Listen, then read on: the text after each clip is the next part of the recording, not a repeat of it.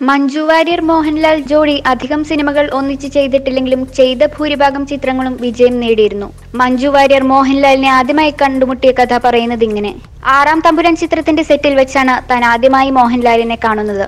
ഏതോ ഒരു സെറ്റിൽ വെച്ച് ഷാജി കൈലാസാണ് തന്നെ ആറാം തമ്പുരാനിലേക്ക് വിളിക്കുന്നത്. നായകൻ മോഹൻലാലാണെന്നറിഞ്ഞപ്പോൾ ഞാൻ ഞെട്ടി.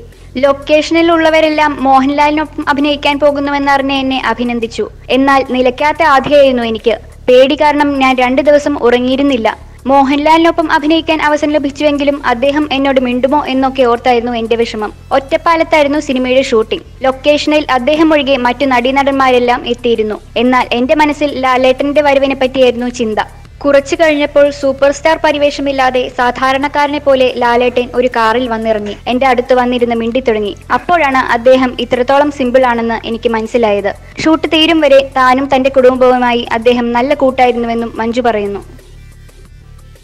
You're watching me on metromatney.com. metromatney.com. Subscribe for more videos. Subscribe for more videos. Subscribe here for more videos. Subscribe now. Thank you.